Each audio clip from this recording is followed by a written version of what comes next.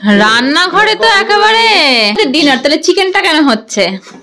ওইটা surprise. Surprise. বাসি chicken কেন খাবো? এটা কালকে সারপ্রাইজ। সারপ্রাইজ।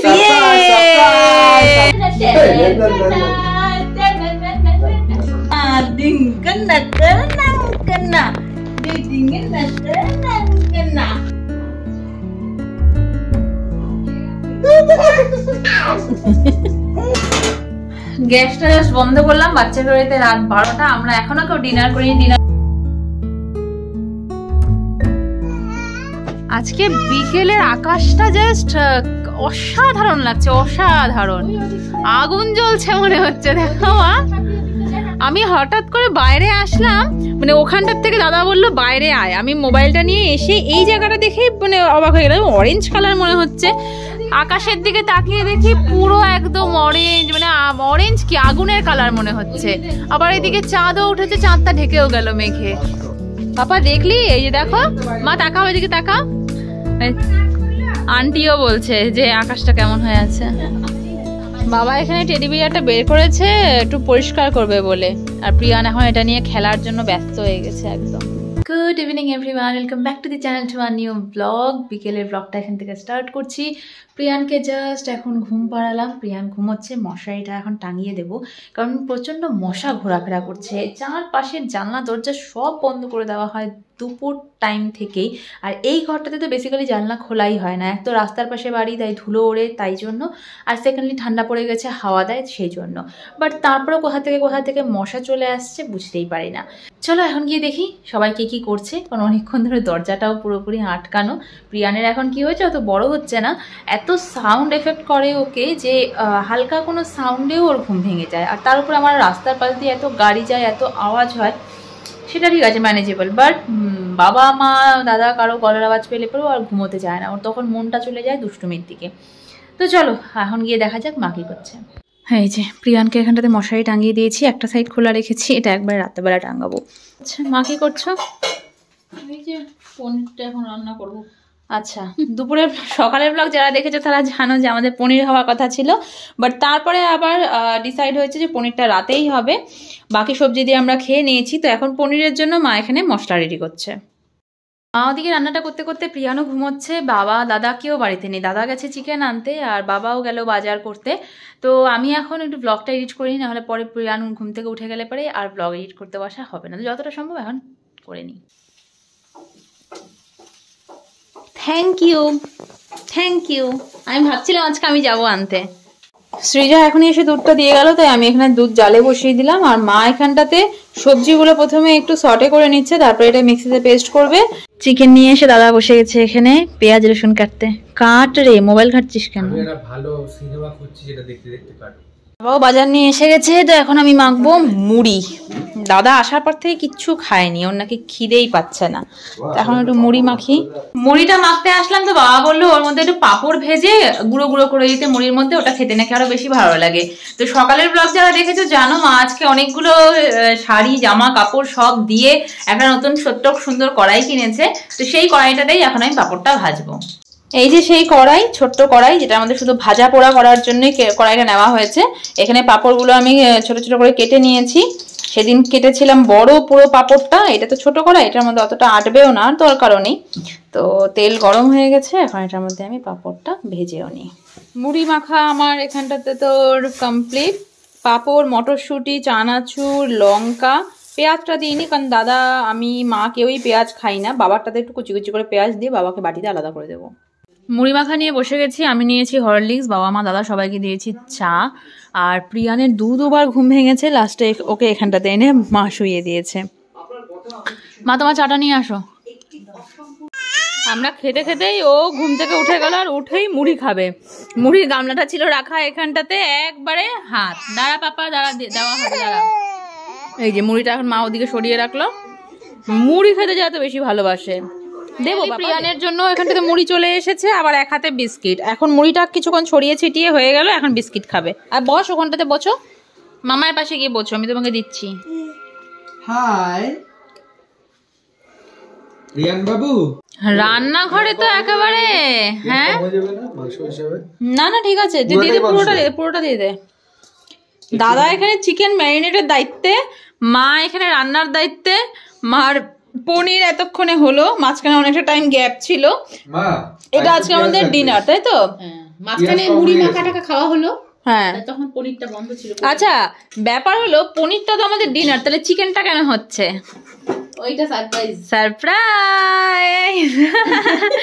চিকেন কাল সানডে, কালকে হওয়ার কথা। এটা জানতে হলে কালকের ব্লগটা অবশ্যই দেখো। হ্যাঁ অ্যাকচুয়ালি কালকে সানডে, তো সানডে চিকেন আমাদের মাস্ট, যদি দাদা আর আমি থাকি তো। অথচ আজকে স্যাটারডে, আজকে রাতেই কেন চিকেনটা করে রাখা হচ্ছে? কাল আমরা বাসি চিকেন খাবো, তার কারণটা কি আগে বল? বাসি চিকেন কেন খাবো? এটা কালকে সারপ্রাইজ। সারপ্রাইজ। এখানে আরেকজন ম্যারিনেটের দায়িত্ব নিয়ে বলছে আমি ম্যারিনেট করবো, কিন্তু ম্যারিনেটের দায়িত্ব নিয়ে সবকিছু মার থেকে আর আমার থেকে জিজ্ঞেস করে করে করে যাচ্ছে। এই যে বাবা আবার এনে দিল ম্যারিনেটের জন্য স্পেশাল করে আনানো হয়েছে, যত রকম মশলা হয় সব কিছু। এই যে লঙ্কা, ভালো লঙ্কা, ও বলছে ভালো লঙ্কা নেই, দেখ ভালো লঙ্কা কোথায়। আচ্ছা সবাই এখানে, ছেলেটা কোথায় আমার? যাই হোক, সবার এত জমজমাট ব্যাপারটা জানার জন্য সবাই কালকে ব্লগটা দেখো। কালকে ধামাকা সানডে ব্লগ, হ্যাঁ ধামাকা সানডে ব্লগ হবে। আমি তো এখনই এই চিকেনটার ম্যারিনেশনের জন্য আর রান্নার জন্য আমি প্রচন্ড এক্সাইটেড যে কেমন হবে। আমি রান্নাটা করবো, মা দায়িত্ব নিয়ে নিলাম।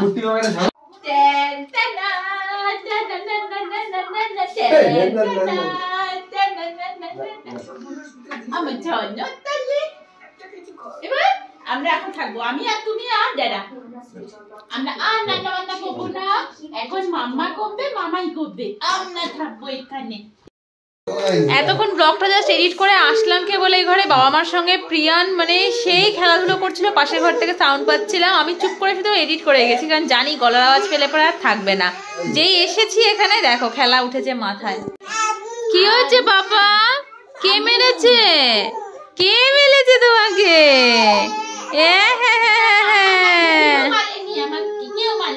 একদিকে ড্যাডা, একদিকে দিদি, আর তারপরেও তুমি এরকম করছো কেন? বাবা ধিঙ্কন করনা করনা, ধিঙ্কন করনা করনা, দিদিকে করনা করনা, দিদিকে করনা। যেই আমি এসেছি কাছে ও করতে করতে আমার কোলে চলে এসেছে। এটা দেখতেই আমার ভালো লাগে, এটা দেখতেই আমার ভালো লাগে। এই ঢঙ্কন করনা করনা, ঢঙ্কন করনা করনা। দেখো কুদু, এই কুদু, এই কুদু, এই কুদুটা কই রে? আমার 1 মাসের কুদু, আমার 1 মাসের কুট্টু বাচ্চা, কুদু বাচ্চা, কুদু কুদু, আমার ছোট্ট বাচ্চা। দাদার ম্যারিনেটের কাজ ছিল, ম্যারিনেট করে দিয়ে বেরিয়ে গেছে। আর এখন মারও রান্না হয়ে গেছে। এখন আমার দায়িত্ব রাতে রুটি বানানো আর চিকেনটা রান্না করা। তার আগে প্রিয়ানের এখন যেহেতু ডিনার টাইম হয়ে গেছে, ওর খাওয়াটা রেডি করে আমি মার কাছে দিয়ে যাবো। মা আর বাবা মিলে ওকে খাওয়াতে থাকবে, ততক্ষণ আমার রুটি মাখাও হয়ে যাবে। আর যেহেতু চিকেনটা কালকের জন্য, আজকে ডিনারের জন্য না, তো সেটা রাত 12টা হলেও কোনো চাপ নেই। আগে আজকেরটা করব, পরে কালকেরটা। এই যে বাবা চিকেন তো প্রচুর, আসলে বেশ কিছু লোকের রান্না তো, তাই জন্য চিকেনের পরিমাণটা অন্যান্য দিনের থেকে বেশি। প্রিয়ানের খাওয়া দাওয়া সব কমপ্লিট, আমার রুটি বানানো হয়ে গেছে। এখন আমি বসাবো চিকেন, তার আগে পকর ওষুধ খাওয়াবো।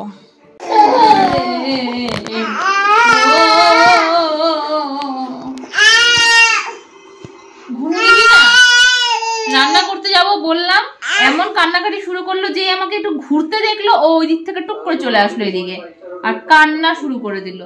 তাই এখন ওকে কোলে নিয়ে বসে আছি, আর চিকেন বানানো হবে না।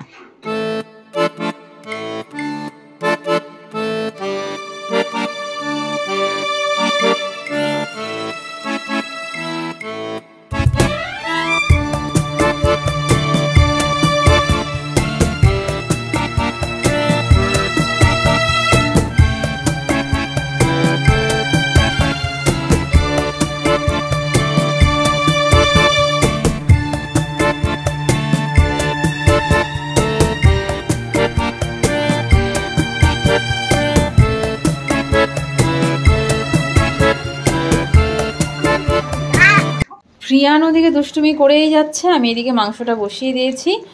আর রুটি তো এখানে অনেকক্ষণ আগেই হয়ে গেছে। চিকেনটা হয়ে গেলে পরে কালকের জন্য আমাদের নিশ্চিন্ত।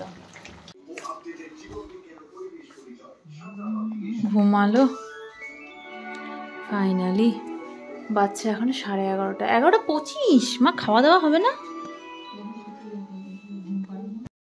প্রিয়ান এখন ঘুমিয়েছে। আমার তো চিকেন এখন অবধি বসানো, রাত 12টা অবধি হবে রান্না। মানে কতটা তোড়জোড় বুঝতেই পারছে সবাই, যে সেরকম কিছু না হলে পরে বা কোনো আলাদা করে প্ল্যান না থাকলে পরে এতটা তো তোড়জোড় হওয়ার কথা না। সানডে স্পেশাল স্যাটারডে নাইট থেকেই আমাদের শুরু হয়ে গেছে। এদিকে মাংস কষানোই হচ্ছে তখন থেকে। মাংসের কালারটা তো বেশ ভালোই এসেছে। এখন অবধি জল দিইনি। আজকে এত পরিমাণ টক দই দেওয়া হয়েছে না, এতক্ষণ পর্যন্ত নর্মাল মাংসের জল আর টক দইয়ের জলটাই বেরিয়েছে। গ্যাসটা জাস্ট বন্ধ করলাম। বাচ্চার বাড়িতে রাত 12টা, আমরা এখনো কেউ ডিনার করিনি, ডিনার করব। মাংসটা হয়ে গেল, এটা থাকবে। কালকে একটু গ্রেভি দিয়ে এটাকে গরম করতে হবে, কারণ আজকে যেহেতু করে রাখলাম মাখা মাখাই থাক। আর তো চলো এখন ডিনারটা করে নেওয়া যাক। বাচ্চা ঘরেতে রাত 1টা, ফাইনালি সবাই ঘুমিয়ে পড়েছে। ওই ঘরে সবাই ঘুমিয়ে পড়েছে, বাট এই ঘরে মা এখনো বসে বসে আমার ব্লগ দেখছে। প্রিয়ানকে জাস্ট ঘুম পাড়ালাম, ও সেকেন্ড টাইম আবারও উঠে গেছিলো। তো চলো এখন ফাইনালি ঘুমের টাইম আমাদের। কাল সকালটা হতে চলেছে ভীষণ ইন্টারেস্টিং। যেরকম প্ল্যান অনুযায়ী সব কিছু চলছে ওরকম থাকলে পরে তো তোমাদেরও দেখতে আশা করি ভীষণ ভালো লাগবে। তো চলো কাল দেখা হচ্ছে নতুন একটা দিনের সঙ্গে, নতুন একটা সকালের সাথে, নতুন একটা ব্লগ নিয়ে। Till then tata.